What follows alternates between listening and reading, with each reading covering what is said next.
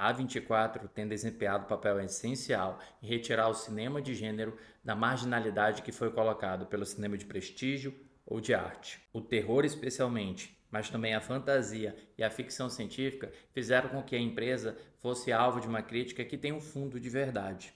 É só você observar alguns dos filmes da empresa e vai perceber comentários do tipo "Fale comigo" é uma metáfora da dependência química, ou Midsommar é uma alegoria do luto e por aí afora. Tuesday, o último abraço, que tem esse subtítulo cafona e estraga prazer, é uma espécie de pós-metáfora, pós-alegoria, na qual a figura de linguagem revela-se expositivamente no texto. Isto retira da crítica e do público o direito de interpretá-la da maneira que preferir, de negociar o seu significado, de teorizar em vídeos explicativos além do que lhe permite a diretora e roteirista do filme. Já somos surpreendidos na cena inicial com a imagem de uma arara que atravessa a Via Láctea, condenada a escutar os gritos, os sussurros e os suplícios das pessoas à beira da morte, antes de um abrir de suas asas colocá-las no descanso profundo. Podemos até nos perguntar por que uma arara,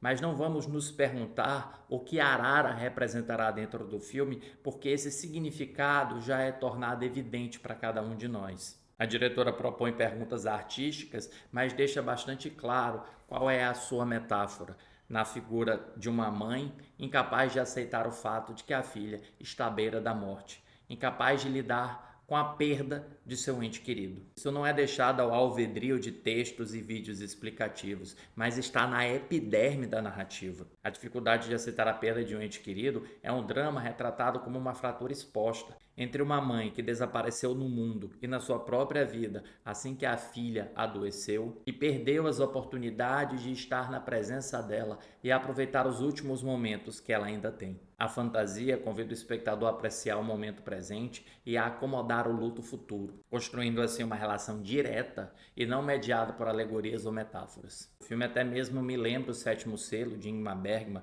no sentido de que Tuesday é visitada pela morte e começa a negociar com a morte uma extensão de sua vida para que possa assegurar-se que a mãe vai permanecer bem depois que partir. É diferente do egoísmo do jogo de xadrez do clássico de Bergman, em que um personagem apenas ganhava tempo de vida. Aqui há muito mais altruísmo, no sentido de que eu quero permanecer vivo para que a outra pessoa fique melhor por causa disso. Tuesday, por ter convivido tão intimamente com a própria morte, sabe lidar com a ansiedade e a importância da empatia em ajudar a morte a lidar com o ataque de pânico. Não é uma ideia original, mas é trabalhada dentro do filme, autêntica e imaturamente. A relação entre Tuesday e a morte é afetuosa o tanto quanto as circunstâncias permitem, e é imatura quando se transforma em uma grande festa de pijama.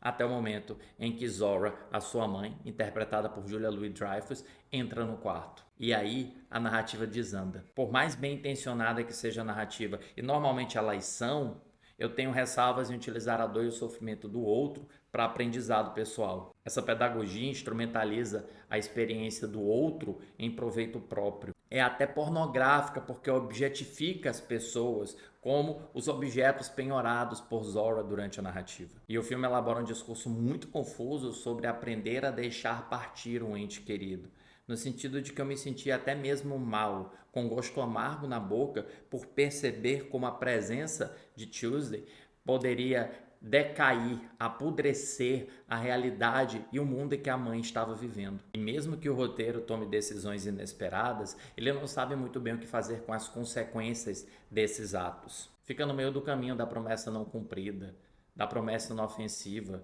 pitoresca, como por exemplo um pássaro sem cabeça batendo-se contra uma janela.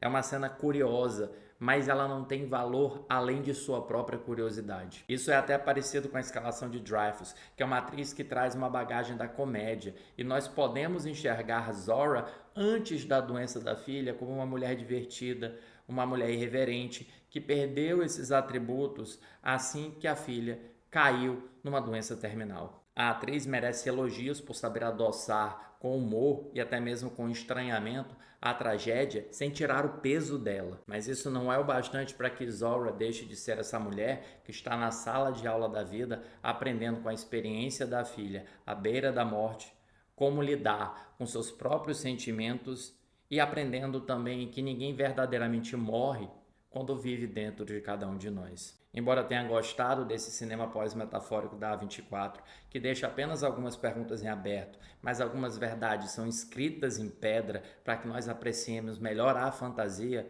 eu não gosto da maneira com que o filme retrata a dor de uma jovem transformando-a em aprendizado de sua mãe. Para Tuesday, o último abraço, que está em exibição nos cinemas brasileiros, eu dou 2,5 estrelas em 5. Se você chegou agora no Cinema com Crítica, inscreva-se no canal para mais críticas de cinema.